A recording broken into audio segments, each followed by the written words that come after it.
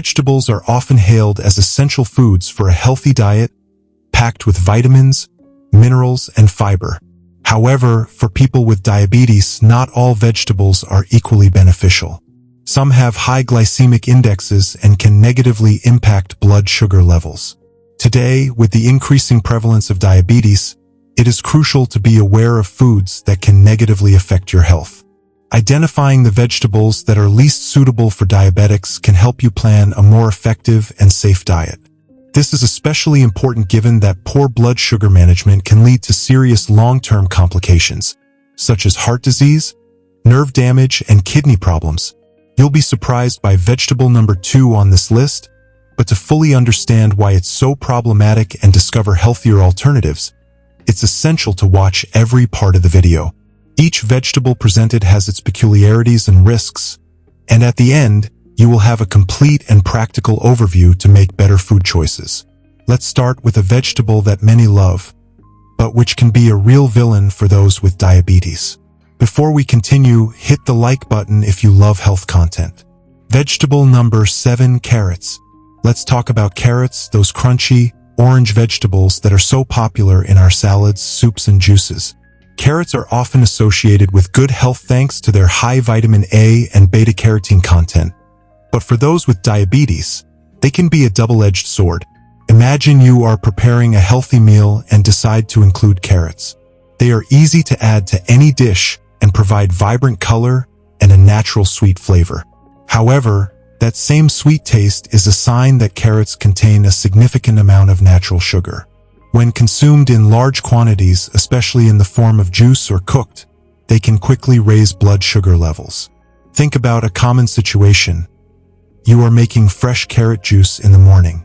It's refreshing and seems like a healthy choice, but when you drink it, you may be ingesting more sugar than you realize. Carrot juice, in particular, removes the fiber that helps regulate sugar release, leaving you with a drink that can cause rapid spikes in glucose. A good way to still enjoy carrots without compromising your blood sugar control is to consume them raw or lightly cooked, in moderate portions. The fiber present in raw carrots helps to slow down the absorption of sugar, making its impact on the glycemic index lower. Another tip is to combine carrots with other vegetables with a low glycemic index, such as cucumbers or lettuce, to balance the effect on the blood. One time, my friend Carlos, who loves carrots, started noticing that his glucose levels were rising. He loved a good carrot juice every morning. When he started monitoring his diet more closely, he realized the impact juicing was having. So, he decided to reduce his consumption of carrot juice and started eating raw carrots in small quantities along with other vegetables. This simple change helped a lot in controlling his diabetes. Therefore, if you are a fan of carrots, you don't need to eliminate them from your diet, but consume them in moderation and pay attention to how you prepare them. Small changes can make a big difference. Vegetable number 6, pumpkin. Pumpkin is often enjoyed in different forms, whether roasted, in soups, or even in desserts. Its vibrant color and sweet flavor make it a favorite in many kitchens. However, for those with diabetes, pumpkin can be challenging due to its impact on blood sugar. Imagine you're preparing a fall dinner and decide to make creamy butternut squash soup. It looks like a healthy and cozy choice, perfect for a chilly night. However, pumpkin has a moderate to high glycemic index, which means it can raise blood glucose levels quickly. This increase can be problematic for those who need to keep tight control over their sugar levels. Let's consider an everyday example. You are roasting pumpkin for a side dish. Although pumpkin provides a good amount of vitamin A, fiber, and antioxidants, it also contains carbohydrates that can quickly convert to glucose. Eating a large amount of pumpkin can cause your sugar levels to rise higher than expected. An interesting alternative would be to opt for vegetables with a low glycemic index, such as broccoli or cauliflower, which offer similar nutrients without the high glycemic impact. Another option is to consume pumpkin in smaller portions and combine it with proteins and healthy fats, such as grilled chicken or olive oil, which help moderate the glycemic response. I remember the story of a friend, Donna Rosa, who loved making pumpkin puree. After being diagnosed with diabetes, she noticed her glucose levels rising after consuming large portions. Over time, she learned to balance her diet by including more low-glycemic vegetables and adjusting her pumpkin portions. Now, she still enjoys her favorite puree, but in quantities that don't throw off her glucose control. Therefore, if you like pumpkin, you don't need to eliminate it completely from your diet, but it is important to consume it in moderation and combine it with other foods that help control blood sugar levels. Small changes to your plate can make a big difference to your health. If you are surprised by the benefits of these foods for your diet, I have something special for you. I have made available some copies of my digital book, How to Live Free Without Cutting Out Sweets, in which you will discover the secret to continuing to enjoy sweets without harming your health. And that's not all. The book also contains delicious dessert and breakfast recipes perfect for diabetics. But be quick, as copies are limited and will soon no longer be available. Click on the first comment of this video right now and secure your digital book. Let's continue.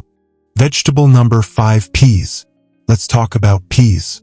Those little green grains that look so harmless on your plate can actually cause a spike in blood sugar levels for those with diabetes. Imagine you're making a salad or stew for dinner and you add a handful of peas. It seems like a good choice, after all, they are vegetables, right? However, peas contain a good level of starch, which turns into sugar quickly in the body. Peas are nutrient-rich vegetables. They provide a good amount of fiber, vitamins such as vitamin C, K, and some B-complex, as well as important minerals such as iron and magnesium. However, it is the same starch that can be problematic. The glycemic index of peas is moderate, which means they can cause a faster rise in blood sugar levels compared to other low-starch vegetables. Let's imagine an everyday situation. You are in the kitchen preparing vegetable soup. You think, I'll add some peas for more flavor and texture. Without a doubt, the dish will be delicious, but if you have diabetes, you need to think twice. Peas can cause your glucose levels to spike unexpectedly. Now, think about replacing the peas with something like broccoli or spinach. Not only do these vegetables offer many of the same nutrients, they also have a much smaller impact on blood sugar levels. Broccoli, for example, is rich in fiber and vitamin C, while spinach is an excellent source of iron and vitamin K. And best of all, they have a low glycemic index, which means they won't cause those unwanted glucose spikes. Remembering a personal story, my grandmother loved making pea salad. It was a traditional dish at our family gatherings. When she discovered she had diabetes, she needed to reevaluate her food choices. She replaced the peas with spinach and noticed a big difference in her blood sugar control. We were still able to enjoy a delicious and nutritious salad without the negative side effects. So, if you're trying to keep your diabetes under control, consider reducing your pea consumption and opting for vegetables with a lower glycemic index. Vegetable number 4, potatoes. Potatoes are one of the most consumed foods around the world. Whether roasted, fried, pureed, or in the form of sweet potatoes, it is part of many daily meals. However, if you have diabetes, potatoes can be a challenge. Let's imagine a scene. You come home after a long day at work and decide to make a quick and easy dinner. A good option? Roast potatoes. They are tasty, simple to prepare, and go with almost everything. However, potatoes have a very high glycemic index. This means it can cause your blood sugar levels to rise quickly after consumption. This rapid rise can be problematic for those who need to keep their glucose under control. A boiled or baked potato, although delicious, can lead to a significant increase in blood glucose. Why do potatoes have this effect? They are rich in starch, which is easily converted into sugar in the body. When you consume potatoes, the starch is quickly broken down into glucose, which can result in a blood sugar spike. This is one reason why potatoes are less ideal for those with diabetes. To better illustrate, let's consider a practical example. Imagine a typical Sunday lunch with your family, where potatoes are one of the main dishes. You notice that after your meal, your glucose levels are higher than normal. Replacing regular potatoes with sweet potatoes can be a healthier alternative. Sweet potatoes, despite also containing starch, have a lower glycemic index and offer more fiber, which helps control the release of sugar into the blood. My aunt, for example, was her #1 fan of French fries. When she was diagnosed with diabetes, she had to rethink her food choices. She began experimenting with sweet potatoes, baking instead of frying, and noticed a positive difference in her glucose control. She was still able to enjoy the flavor she loved so much, but in a healthier way. So the next time you're planning your meals, remember to consider alternatives to potatoes. Vegetables like cauliflower and pumpkin are great substitutions. Not only do they offer variety to your plate, they also help keep your blood sugar levels more stable. Don't forget to grab your guide, which is in the first comment of this video. Copies are running out. Vegetable number 3, beet. Beets are known for their vibrant color and earthy flavor. It is a popular ingredient in salads, juices, and baked dishes. But for those with diabetes, beets can be a little tricky. Although rich in nutrients, it has a moderate to high glycemic index, which means it can cause spikes in blood sugar levels. Imagine a sunny afternoon and you decide to make a detox juice to refresh yourself. You choose to add beets for their intense color and health benefits such as antioxidants, vitamins, and minerals. Sounds like a great choice, right? Well, yes and no. Beets, despite their many nutrients, also contain a significant amount of natural sugar. This sugar, known as beta-carotene, can raise blood glucose levels more than other vegetables. Let's visualize an everyday scene. It's lunchtime and you're preparing a colorful salad. You include grated beets for added flavor and nutrients. Although delicious, this addition can be challenging for diabetes management due to its glycemic impact. An alternative would be to mix beetroot with low glycemic vegetables, such as cucumber or lettuce, helping to balance the effects on your blood sugar. My friend Anna, for example, loved including beets in her morning juices. After being diagnosed with diabetes, she noticed that her glucose levels rose whenever she consumed large amounts of beets. She then started using smaller portions, combining it with other vegetables like spinach and kale, and this made a huge difference in her glucose control. She still enjoys the taste of beets, but in a way that doesn't compromise her health. So, if you love beets, you don't need to eliminate them completely from your diet. Just consume in moderation and combine with other vegetables that don't impact your sugar levels as much. Small changes can bring big benefits to your health. Vegetable number 2, corn. Corn is one of the most popular and versatile vegetables in our cuisine. Whether on the cob, canned, or as popcorn, it is present in many meals and snacks. But for those with diabetes, corn can be a challenge. Let's think about a common situation. You are at a family party and there is a beautiful ear of corn roasting on the coals. Sounds irresistible, right? However, corn has a high glycemic index, which means it can cause a rapid and significant rise in blood sugar levels. Corn is rich in carbohydrates and, when consumed, these carbohydrates quickly turn into glucose in the body.